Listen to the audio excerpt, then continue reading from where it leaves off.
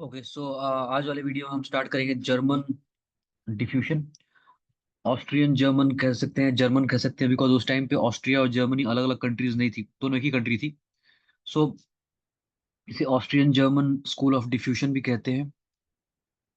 And पहले हमने इसके पहले हमने किया था ब्रिटिश स्कूल, द ब्रिटिश और इंग्लिश स्कूल ऑफ डिफ्यूजन, जहाँ पे हमने देखा था स्मिथ, पेरी और WHR रिवर्स। आज है Austrian German. So Austrian German school को कुल्तुर क्राइस भी कहते हैं। Kulturkreis is the German word for culture circle, क्योंकि इन लोगों ने एक कॉन्सेप्ट डेवलप किया था कि कल्चर जो स्प्रेड करता है एक गिवन एरिया में, तो वेव के बाद वेव स्प्रेड करती है। सो एक वेव, उसके बाद दूसरा वेव, उसके बाद तीसरा वेव।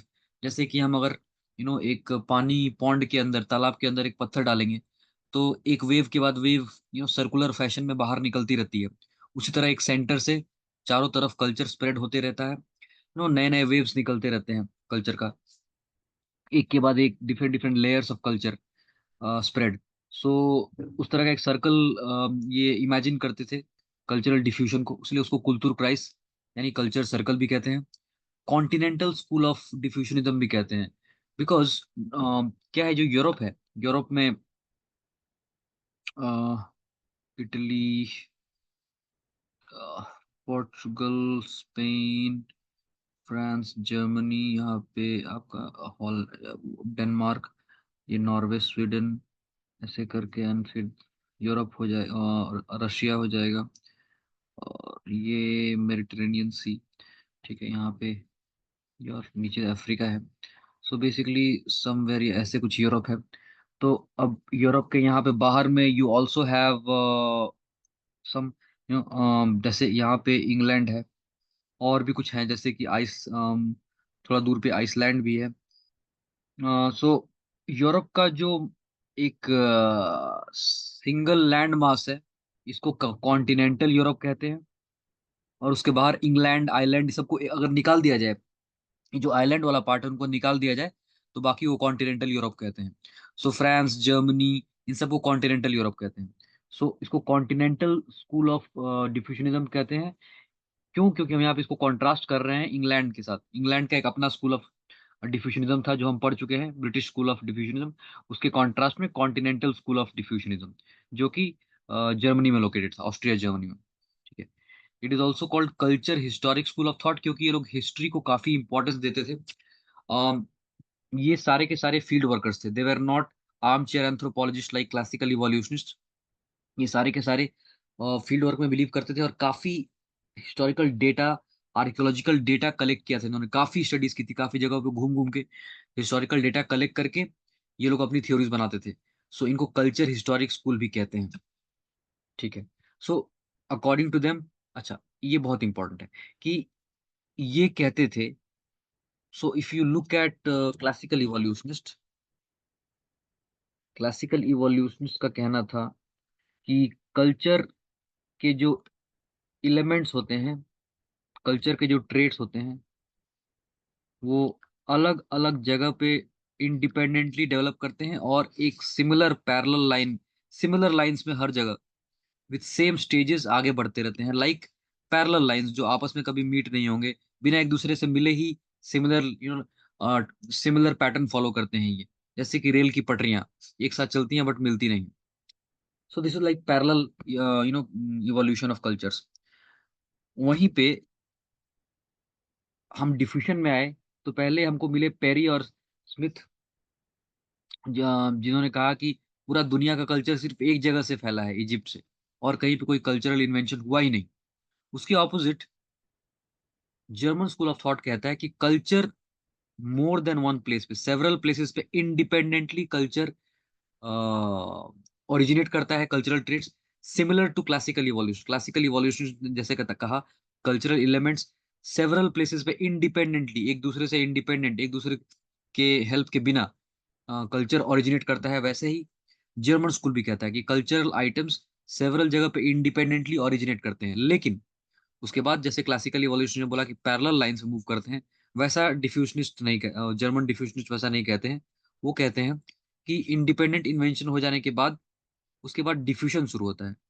सो उसके बाद जैसे व्हील में, चक्के में स्पोक्स होते हैं, साइकिल के चक्के में जो तार होते हैं स्पोक्स, या किसी भी चक्के में स्पोक्स होते हैं, उस तरह से चारों तरफ डिफ्यूजन शुरू हो जाता है।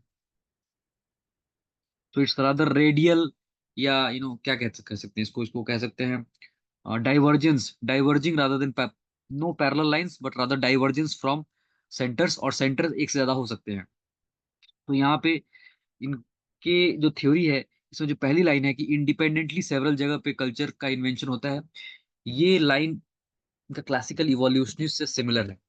सो इनका जो थ्योरी है German, it is a mixture of classical evolutionism, जहाँ पे there is more then several places पे इंडिपेंडेंट डिस्कवरी, और उसके बाद डिफ्यूजन होने लगता है, चारों तरफ डिफ्यूज होते हैं, और डिफ्यूजन होके वो आपस में भी मिल सकते हैं, ये और ये आपस में मिल जाते हैं डिफ्यूज होके, ऐसा भी हो सकता है। सो जैसे क्लासिकल इवोल्यूशनिस्ट में वो कभी आपस में मिलते नहीं है, पैरेलल लाइंस की तरह मूव करते रहते हैं, यहाँ पे वैसा नहीं है। Independent invention and then diffusion in all directions, जहाँ पे इनके आपस के ट्रेड भी एक दूसरे से मिक्स हो सकते हैं। और ये मानते थे कि कल्चर को हम बिना हिस्टोरिकल डेटा के स्टडी नहीं कर सकते। किसी भी कल्चर को स्टडी करने के लिए वहां बहुत सारा डेटा कलेक्ट करना पड़ेगा, तभी हम उसको लेके कोई कंक्लूजन बना सकते हैं। इसीलिए इनको कल्चर हिस्टोरिक स्कूल भी कहते हैं। ये जो किसी भी कल्चर के लिए बहुत डेटा इकट्ठा करना, इस चीज को बाद में बोएज, फ्रेंच बोएज ने बहुत पॉपुलर किया जाके अमेरिका में। ठीक है। और वो उनका बन गया हिस्टोरिकल पर्टिकुलरिज्म स्कूल, कि हर एक कल्चर का एक अपना हिस्ट्री है, और अपना एक पर्टिकुलर हिस्ट्री है, जिसको हम किसी दूसरे के साथ कंपेयर नहीं कर सकते। इसको बोएज ने बाद में पॉपुलर किया। अच्छा, ये जर्मन स्कूल ऑफ थॉट और बोएज में इतना सिमिलैरिटी क्यों है? सिमिलैरिटी इसलिए है कि बोएज, फ्रांस बोएज, भले ही बाद में अमेरिकन एंथ्रोपोलॉजिस्ट बने, वो एक्चुअली जर्मन थे। उनका जीवन का पहला फर्स्ट हाफ जर्मनी में बीता था। वो एक जर्मन जीव थे, और जब जर्मनी में जीव्स के खिलाफ काफी हिंसा बढ़ने लगी, नफरत बढ़ने लगी, तो वो जर्मनी छोड़ के अमेरिका में बस गए। लेकिन वो जर्मन थे, और उसीलिए जर्मनी में जो स्कूल ऑफ थॉट डेवलप हो रहा था, जहाँ पे हिस्टोरिकल डेटा को बहुत इंपॉर्टेंस दिया जा रहा था, बोएज भी उससे काफी सहमत थे। तो उसलिए ये सिमिलैरिटी है। अच्छा, सो ये जो जर्मन स्कूल ऑफ थॉट है, उसमें चार बंदे थे बेसिकली: रैत्जल, फ्रोबेनियस, ग्रेबनर, स्मिथ। रैत्जल और फ्रोबेनियस ने आइडियाज दिया, उन्होंने कॉन्सेप्ट्स दिया, उन्होंने थ्योरीज दिया, और उस थ्योरीज को ग्राउंड पे टेस्ट करने की कोशिश की ग्रेबनर और स्मिथ ने। ग्रेबनर और स्मिथ ने रैत्जल और फ्रोबेनियस के द्वारा दी गई थ्योरीज को ग्राउंड पे अप्लाई करने का कोशिश किया, वो हम देखेंगे। तो पहले रैत्जल, रैत्जल ने काफी फील्ड वर्क किया है। वो इंडोनेशिया गए थे, ईस्ट अफ्रीका, इंडिया, मंगोलिया, ये सब घूम के देखा था उन्होंने। किताब लिखी हिस्ट्री ऑफ मैनकाइंड, जहां पे उन्होंने लिखा था सिमिलैरिटी, इसको बहुत ध्यान से समझना पड़ेगा, similarity in non essential traits proves diffusion. Non essential traits, ठीक है। सो मान लीजिए हम मेघालय में हैं, ठीक है। मेघालय में हमने देखा कि घर का छत ऐसे बनाया हुआ है। फिर हम जाते हैं किसी भी एक इक्वेटोरियल एरिया में, ट्रॉपिकल, वहां भी घर हमें, घर की छत ऐसी मिलती है। दोनों जगह पे छत का डिजाइन सिमिलर है। तो क्या मैं कह सकता हूँ कि ये एक जगह से दूसरे जगह पे आइडिया डिफ्यूज हुआ है, एक जगह से दूसरी जगह पे आइडिया गया है, उसीलिए सिमिलर है? मैं ऐसा नहीं कह सकता, क्योंकि ये इसेंशियल फीचर है, ये होगा ही होगा। जहां भी ज्यादा बारिश होती है, जहां भी ज्यादा स्नोफॉल होता है, वहां पे लोग छत को ऐसे बनाएंगे। छत को फ्लैट नहीं बनाएंगे। फ्लैट छत पे पानी भरते जाएगा, उसका लोड ज्यादा होकर छत गिर जाएगी। पानी बह जाए उसके लिए छत को पॉइंटेड बनाना ही पड़ेगा। सो ये एक इसेंशियल फीचर है जो कई जगहों पे हमें कॉमन मिलेगा। इसको देख के हम नहीं कह सकते कि इन दोनों में आपस में कोई लिंक है, यहाँ से एक जगह से दूसरे जगह पे ये ट्रेट गया है। हम ऐसा तब कह सकते हैं जब कोई नॉन इसेंशियल चीज सिमिलर हो, जिसका होना वहां जरूरी नहीं है, फिर भी दोनों में सिमिलर है। जैसे कि दोनों जगह पे हमने मिट्टी की झोपड़ी देखी जो ऐसी है। अब मिट्टी की झोपड़ी के ऊपर जो पेंटिंग किया हुआ है, वो दोनों में सिमिलर है। दोनों में सेम थीम्स पेंट किए गए हैं। दोनों में same kind of folk folk stories या लोक कथाओं को पेंटिंग किया गया है। तब हम कह सकते हैं कि ये भाई तो कुछ तो इनमें कोई कांटेक्ट रहा है। कोई या तो ए से बी, या तो बी से ए आइडिया ने डिफ्यूज किया है। क्योंकि ये नॉन पेंटिंग, घर का शेप तो इसेंशियल है, वैसा रखना पड़ेगा बिकॉज बारिश का मौसम है या स्नोफॉल का मौसम है, लेकिन उसके ऊपर जो पेंटिंग है वो इसेंशियल नहीं है, वो नॉन इसेंशियल, उसके बिना भी घर रह जाता। सो पेंटिंग नॉन इसेंशियल ट्रेड्स में अगर सिमिलैरिटी दिखे तो हम कह सकते हैं कि हाँ डिफ्यूजन हुआ है। इसे कहते हैं क्राइटेरिया ऑफ फॉर्म या क्राइटेरिया ऑफ क्वालिटी। क्राइटेरिया और फॉर्म या क्राइटेरिया ऑफ क्वालिटी कहते हैं इसे। जर्मन में इसे कहते हैं फॉर्मैन जेडांके। फॉर्मैन जेडांके ये है उनका पहला रूल कि नॉन इसेंशियल ट्रेड्स में सिमिलैरिटी मतलब डिफ्यूजन हुआ है। Similarity in single trait shows diffusion and similarity in whole culture complex shows migration. तो यहाँ पे दो तीन चीजें हैं। पहला, डिफ्यूजन और माइग्रेशन में फर्क क्या है, और व्हाट इज कल्चर कॉम्प्लेक्स, ये तीन पॉइंट समझते हैं। डिफ्यूजन, मैंने टीवी पे देखा कि अम, कोरिया में, साउथ कोरिया में लोग एक सर्टेन टाइप का कपड़ा पहनते हैं, मतलब एक ढीला टाइप टाइप का था, ओवर साइज कपड़ा पहनते हैं। मुझे वो अच्छा लगा, मैंने यहाँ पे कॉपी कर लिया। मैंने किसी को देखा कहीं पे, कुछ अच्छा लगा मुझे, या मुझे सुनने में आया, मैं या कहीं से मुझे पता चला, और मैंने उसको इमिटेट कर लिया, कॉपी कर लिया। इमिटेशन बेसिकली, ये सिंपली डिफ्यूजन है। आइडिया साउथ कोरिया से इंडिया पहुंच गया बाय वे ऑफ इमिटेशन। दूसरा एक चीज है कि जहां पे कोरिया से कोई बंदा यहाँ पे आया और यहाँ पे आके सेटल हो गया और उसकी आइडियाज यहाँ पे स्प्रेड हुई, ये है migration.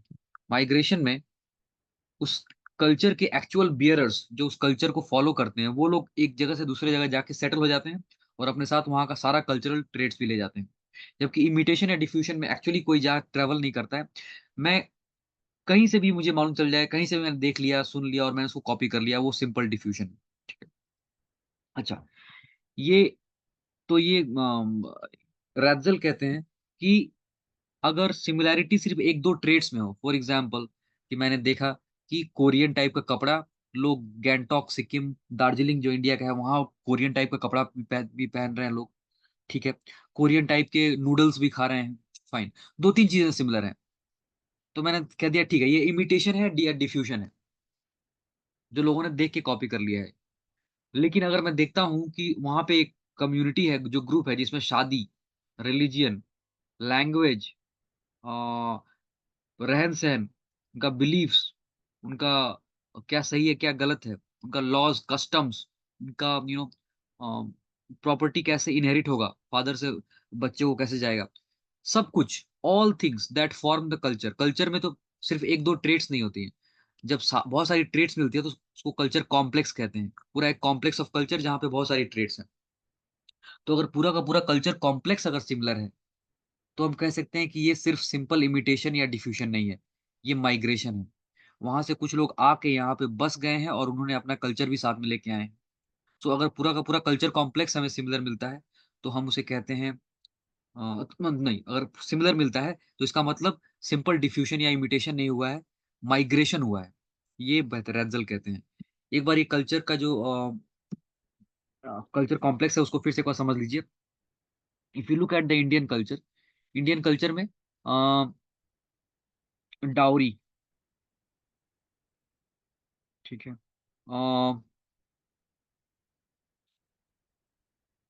Low status for women, low decision making opportunity.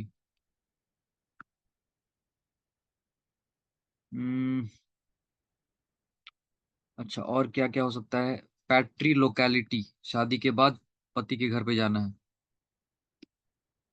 ऐसा बहुत कुछ। सो डाउरी एक ट्रेट है, lower status for women, patriarchy, ये सारे एक ट्रेट है। लो डिसीजन मेकिंग, शादी के बाद डिसीजन मेकिंग में एबिलिटी नहीं होना, बच्चे पैदा करने की नहीं करने, कितने बच्चे पैदा करने हैं, उस डिसीजन पे पति का हक है पत्नी का नहीं है। पैट्री लोकेलिटी, शादी के बाद पत्नी जाके पति के यहाँ पे रह रही है। ये सारे ट्रेट्स हैं, ये सारे ट्रेट्स मिलकर एक कॉम्प्लेक्स बनाते हैं, that is the complex of Indian, north Indian marriage. This is the complex of marriage. So traits एक एक सिंगल सिंगल एलिमेंट्स होते हैं, सेवरल ट्रेड्स मिलकर एक कॉम्प्लेक्स बनाते हैं। तो these are traits, this is a trait. अगर सेवरल ट्रेड्स मिल जाए तो वो कॉम्प्लेक्स बन जाता है, और जब सेवरल कॉम्प्लेक्सेस मिल जाए तो उसको कहते हैं pattern of culture. So traits, traits मिलके कॉम्प्लेक्स, कॉम्प्लेक्स मिलके पैटर्न। सो डाउरी, पैट्रियार्की, ये सब ट्रेड्स है जो मिलके द मैरिज, इंडियन मैरिज का कॉम्प्लेक्स बनता है। अब marriage, religion, education, political system, ये सारे पैटर्न कॉम्प्लेक्सेस मिला के पैटर्न ऑफ इंडियन कल्चर बनता है। So trades form complexes, complexes form pattern of culture. ठीक है, सो कमिंग बैक टू या रैटजल ने कहा कि अगर नॉन इसेंशियल ट्रेड्स में सिमिलैरिटी है तो ही हम मानेंगे कि डिफ्यूजन हुआ है, इसेंशियल ट्रेड्स में नहीं। और सिंगल एक दो ट्रेट में अगर सिमिलैरिटी है तो वो डिफ्यूजन या इमिटेशन हुआ है। लेकिन अगर similarity in the whole culture complex तो मतलब माइग्रेशन हुआ है लोगों का। उन्होंने ज्यादातर मटेरियल कल्चर स्टडी किया और नॉन मटेरियल कम ही पढ़ा, but he did study. Material culture ज्यादातर उन्होंने स्टडी किया। फॉर एग्जांपल इंडोनेशियन और अफ्रीकन फिशिंग कम्युनिटीज, जो मछली पकड़ने वाली कम्युनिटी थी इंडोनेशिया और अफ्रीका में, उनमें जो बोट्स बनाते हैं वो लोग, उस बोट्स का शेप, साइज, उसके ऊपर दी गई पेंटिंग्स, इंग्रेविंग्स, कलर उनका क्या होता है, ये सब उन्होंने स्टडी किया। मटेरियल कल्चर है। उन्होंने थोड़ा मोड़ा नॉन मटेरियल भी स्टडी किया। फॉर एग्जाम्पल फोकलोर, फोकलोर मतलब होता है लोक कथाएं, ये भी थोड़ा स्टडी किया, बट इसको ज्यादा फोकस नहीं किया उन्होंने। अच्छा, ये जो मैंने बताया था नॉन इसेंशियल ट्रेड्स, वो इन्होंने यहाँ पे ही स्टडी किया था कि जब उन्होंने देखा कि जो बोट है, अफ्रीकन फिशिंग कम्युनिटीज और इंडोनेशियन फिशिंग कम्युनिटीज, दोनों का बोट का अगर शेप सेम है तो I can not conclude anything कि डिफ्यूजन हुआ है। बिकॉज ऐसा स्ट्रीमलाइन शेप तो जरूरी है पानी में आगे बढ़ने के लिए। तो ये अफ्रीका, इंडोनेशिया में सिमिलर हो ही सकता है। लेकिन उस बोट के ऊपर दिया गया पेंटिंग, उस बोट के ऊपर मैंने कुछ चित्र बनाया हुआ है, उस चित्र में मैंने कोई स्पेसिफिक कलर यूज किया है, अगर ये सब भी सिमिलर है, बोर्ड के ऊपर इंग्रेविंग्स, कलर, मोटिव्स, तब हम कह सकते हैं कि हाँ ये नॉन इसेंशियल ट्रेट्स भी सिमिलर है, तो मतलब डिफ्यूजन हुआ है। एंड लोटस, उन्होंने देखा कि मंगोलियन बुद्धिज्म में भी लोटस बहुत दिखता है, जबकि लोटस इज नॉट समथिंग जो कि मंगोलिया में ग्रो करता है। वो मंगोलिया के क्लाइमेट में ग्रो नहीं कर सकता। लोटस इंडिया में ग्रो करता है, लेकिन इंडिया से जब बुद्धिज्म स्प्रेड हुआ तो साथ में लोटस भी चला गया वहां पे। मतलब आई मीन लोटस का आइडिया, लोटस की इमेजेस, पिक्चर्स, क्योंकि जो मेन बुद्धिस्ट मंत्र है, आप जब जाते हैं व्हेन यू गो टू से सिक्किम या दार्जिलिंग, तो इस तरह के आप देखते होंगे, इस तरह के फ्लैग्स, ये जो फ्लैग्स देख रहे हैं, ये कलरफुल फ्लैग्स बाइक पे, गाड़ियों पे, जगह जगह पे लगा हुआ होता है। बहुत सारे लोग खरीद के उसे ले आते हैं, बट एक्चुअली लिखा क्या है, क्या आपको पता है? इसमें एक बुद्धिस्ट चैंटिंग है, क्या एक मंत्र लिखा हुआ, ओम मानी पद्मे हुम। ओम मानी पद्मे हुम मतलब ओ द ज्यूवेल ऑन द लोटस। ये गौतम बुद्ध के ऊपर है, कमल के ऊपर बैठे हुए हैं। ही इज लाइक अ ज्यूवेल, मतलब एक डायमंड या हीरा sitting on the lotus. Exact meaning मुझे पता नहीं है, ऐसा ही कुछ मतलब निकल के आ रहा है। ओम मानी पद्मे हुम। सो ओम मानी पद्मे हुम कमल है। पद्म, पद्म मतलब कमल, कमल की बात हो रही है। सो बुद्धिस्ट फोकलोर में कमल बहुत इंपॉर्टेंट है, और उसीलिए मंगोलियन बुद्धिज्म में भी कमल का मेंशन मिलता है, जबकि कमल जो फ्लावर है वो मंगोलिया में किसी ने कभी देखा ही नहीं। So this is an example of diffusion again, something जो वहां पे है नहीं, फिर भी उसके बारे में मेंशन हो रहा है, मतलब ये आइडिया कहीं और से आया है। तो this is also an example of diffusion according to Ratzel. Ratzel के बाद फ्रोबेनियस। फ्रोबेनियस क्या थे? रैटजेल के ही छात्र थे, स्टूडेंट। उन्होंने जैसे उनके उनके गुरु ने दिया था क्राइटेरिया ऑफ फॉर्म या क्वालिटी, तो इन्होंने एक और दिया क्राइटेरिया ऑफ क्वांटिटी या geographical statistics. So criteria of quantity क्या है? इनके गुरु ने बोला था कि अगर नॉन इसेंशियल ट्रेड सिमिलर है मतलब डिफ्यूजन हुआ है। तो इन्होंने बोला कि जितने ज्यादा नॉन इसेंशियल ट्रेड्स सिमिलर हैं उतना ज्यादा प्रूफ है कि डिफ्यूजन हुआ है। सो एक दो नॉन इसेंशियल ट्रेड सिमिलर है तो ठीक है, डिफ्यूजन हुआ हो सकता है। बट अगर 100 नॉन इसेंशियल ट्रेड्स सिमिलर है दो जगहों पे, मतलब पक्का डिफ्यूजन हुआ है। More the number of non essential traits, more is the proof that diffusion has happened. इन्होंने मटेरियल एस्पेक्ट के साथ साथ नॉन मटेरियल एस्पेक्ट्स भी स्टडी किया। For example mythology. माइथोलॉजी लोक लोकगीत, वहाँ की गाथाएं, वहाँ की जो भी माइथोलॉजी है, वो इंडोनेशिया, अफ्रीका और मेलानेशिया, 3 जगहों पे। मेलानेशिया कहाँ पे है? नीचे कमेंट करें। मेलानेशिया, अफ्रीका, इंडोनेशिया, इस जगह पे इन्होंने नॉन मटेरियल ट्रेड्स भी स्टडी किए थे, और उन्होंने मटेरियल ट्रेड्स भी स्टडी किए। सो नॉर्मल देखो, जो जर्मन एंथ्रोपोलॉजिस्ट हैं, जर्मन डिफ्यूजनिस्ट, काफी वेल स्ट्रक्चर्ड वे में स्टडी हो रही है। In not like you know Smith of British diffusionism, जिन्होंने सिर्फ स्ट्रक्चरल चीजें, सिर्फ बिल्डिंग देख के अपना एक थ्योरी बना लिया, नॉन मटेरियल चीजें देखी ही नहीं, या फिर ज्यादा डेटा कलेक्ट ही नहीं किया। उनको पता ही नहीं था स्मिथ को कि इजिप्ट के बाहर भी और भी जगह पे सिविलाइजेशन है, इंडस वैली सिविलाइजेशन है, चाइनीज सिविलाइजेशन, उसके बाद फिर मेसोपोटामियन सिविलाइजेशन, इसके बारे में आइडिया ही नहीं था। लेकिन ये काफी पढ़े लिखे लोग हैं, ये जर्मनी वाले, इन्होंने काफी सारा स्टडी किया है, काफी जगहों पे स्टडी किया है, और ये हमेशा देखो मटेरियल और नॉन मटेरियल एस्पेक्ट्स दोनों की स्टडी कर रहे हैं। सो इन्होंने non material aspects like mythology study किया, and material aspects also like bow and arrow. तो इन्होंने इंडोनेशिया और अफ्रीका में जो तीर एंड धनुष है, उसमें जो नॉन इसेंशियल चीजें हैं, फॉर एग्जाम्पल तीर में एक ऐसे बेंड किया हुआ लकड़ी होगा या कुछ होगा, एक डोरी होगी, और एक तीर होगा, ये सब तो, और तीर पॉइंटेड होगा, ये सब तो इसेंशियल है, ये होना ही है। लेकिन तीर के पीछे यहाँ पे जो पीछे पंख लगाया हुआ है, वो किसी स्पेसिफिक चिड़िया का पंख, सेम कलर का, या फिर धनुष के ऊपर या इसके ऊपर कोई डिजाइन बना हुआ कोई स्पेसिफिक कलर का, ये सब नॉन इसेंशियल चीजें अगर सिमिलर होंगी तो ही डिफ्यूजन हुआ है, ये लोग मानते थे अकॉर्डिंग टू हिम। अच्छा, इन्होंने बोला कि जैसा कि मेरे गुरु ने बताया हुआ है कि similarity in non essential material traits, मतलब कि डिफ्यूजन हुआ है, आप समझ सकते हो कि डिफ्यूजन हुआ हो सकता है। लेकिन similarity in non essential non material traits, okay. So for example तीर धनुष की बात कर लेते हैं, या मान लीजिए कनू की बात करते हैं, बोट। सो बोट में का शेप दो जगह पे अगर सेम है, शेप क्या है, बोट क्या है, मटेरियल है, ठीक है, मटेरियल एस्पेक्ट है, ये नॉन मटेरियल एस्पेक्ट नहीं है, मटेरियल एस्पेक्ट। बोट का शेप जो है, दैट इज इसेंशियल, जरूरी है। अगर स्ट्रीमलाइन शेप नहीं होगा तो बोट आगे नहीं बढ़ेगी। सो ये इसेंशियल मटेरियल एस्पेक्ट है। नॉन इसेंशियल मटेरियल एस्पेक्ट क्या है, उस पे बनी हुई डाय चित्र, उस दोनों जगह पे सेम चित्र बना हुआ है बोट के ऊपर। सो द इमेजेस, इमेजेस जो है वो नॉन इसेंशियल मटेरियल एस्पेक्ट है, नॉन इसेंशियल मटेरियल एस्पेक्ट, ये सिमिलर है, मतलब डिफ्यूजन हुआ हो सकता है। लेकिन अगर नॉन इसेंशियल नॉन मटेरियल, जो जरूरी नहीं है, और मटेरियल भी नहीं, नॉन मटेरियल है, फॉर एग्जांपल बोट चलाते वक्त अफ्रीका में और इंडोनेशिया में, दोनों जगह पे जो मछुआरे हैं वो एक ही गाना अगर गाते हैं। बोट चला, जब मछली पकड़ने जा रहे हैं तो उसके पहले कोई रिचुअल कर रहे हैं, या मछली पकड़ते वक्त वो कोई गाना गा रहे हैं, जाल फेंकते वक्त, अगर वो गाना भी सिमिलर है, ये गाना तो इसेंशियल चीज नहीं है, उस गाने के बिना बोट नहीं चलेगा ऐसा नहीं है, बोट चलेगा, दैट गाना is non material non essential.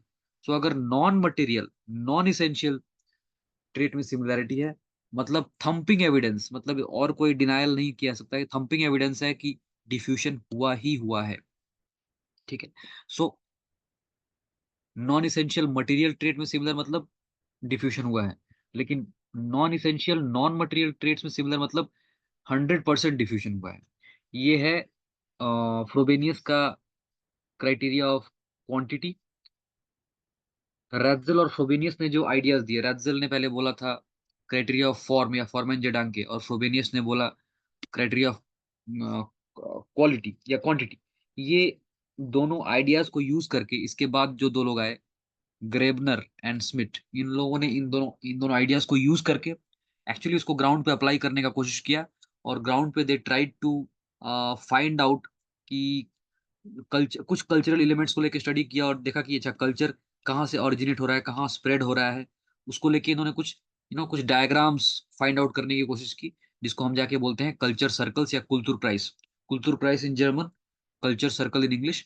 ये इन्होंने इस्टेब्लिश करने का कोशिश किया कि अच्छा ये जो कल्चरल एलिमेंट है, यहाँ ओरिजिनेट हुआ होगा तस्मानिया में, और फिर वो पूरे ऑस्ट्रेलिया में फैल गया होगा, उसके बाद पपुआ न्यू गिनी में फैल गया होगा। इस तरह से उन्होंने इसको एस्टैब्लिश करने का कोशिश किया यूजिंग द क्राइटेरियाज और theories given by Ratzel and Frobenius.